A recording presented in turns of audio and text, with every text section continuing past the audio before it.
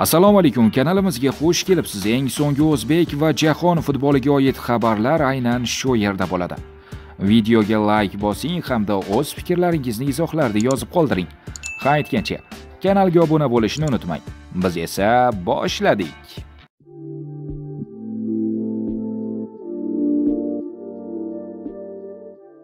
Mbappe o'rnini Haaland egallaydi. Yaqinda Real rahbariyati kelasi yozda Kylian Mbappeni olishga harakat qilmasligi haqida ma'lumotlar tarqatilgandi. Yangi xabarlarga ko'ra, madridliklar Manchester City to'purari Erling Haaland transferini mo'ljallayapti.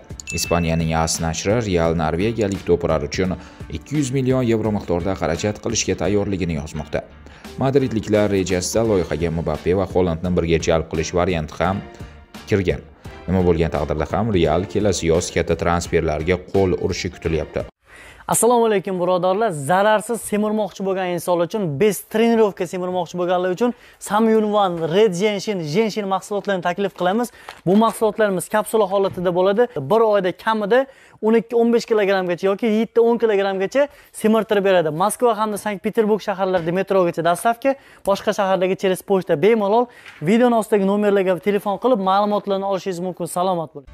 City Musialani o'z safiga qo'shib olmoqchi. Shaharliklar ustozi Pep Guardiola yosh iqtidor sohibini o'z tarkibida ko'rmoqchi.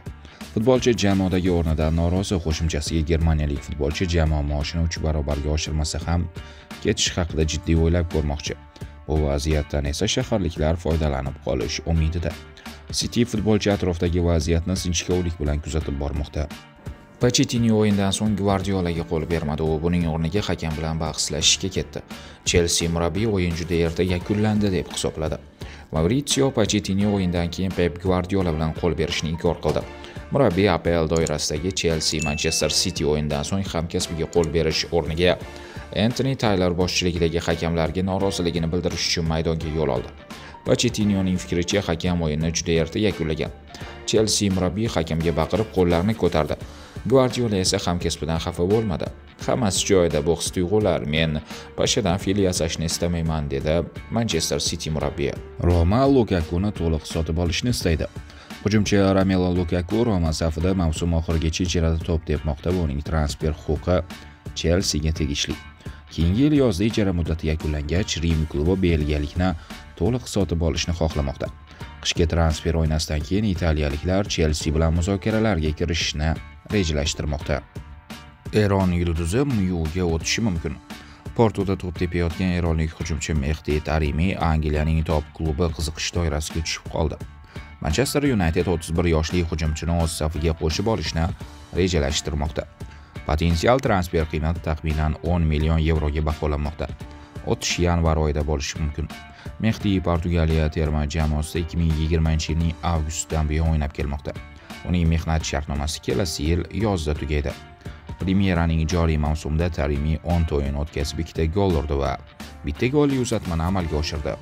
Betis De Geaga qisqa muddatli shartnoma taklif qildi. Manchester United sobiq kiperi David De Gea Ispaniyaga qaytishi mumkin. Darvozabon xizmatlariga Betis klubi qiziqish bildirmoqda. Klub De Geaga mavsum oxirigacha mo'ljallangan shartnoma taklif qilish niyatida. Fayzullayevni 30 million yevroga sotinglar. Rossiya Premyer Ligasi o'zbek futbolchilari uchun Yevropaga tramplin hisoblanadi. Ayniqsa Eldor Shomurodov 3 yil muqaddam Rostovdan kuchli 5lik chempionatlari qatoriga kiruvchi A seriyaga transfer qilingandan keyin uning yo'lini takrorlashni istaydiganlar ko'paydi. Sport.uz portali rossiyalik fanatlarning Fayzullayev haqidagi fikrlarini e'tiboringizga havola qilishda davom etadi. Artyom Gladskix: Abbos hurmatimizni qozondi, mana talant. Kasper Surgut: Abbos 1 yildan keyin Yevropaning kuchli ligalarida javlon urayotgan bo'ladi. CSK juda sifatli o'yinchini oldi. Uni kuchli klublarga transfer qilish ham qiyin bo'lmaydi. Ibn Xottabich: Abbos jamoa motori, juda yengil va yumshoq o'ynaydi. To'p bilan harakatlari yoqadi. Bu yigit 2 qadam oldinni ko'zlab o'ynaydi. Maydonni ko'ra olish qobiliyati zo'r. 3-iqtidori bilan qora mehnatdan qochmaydi.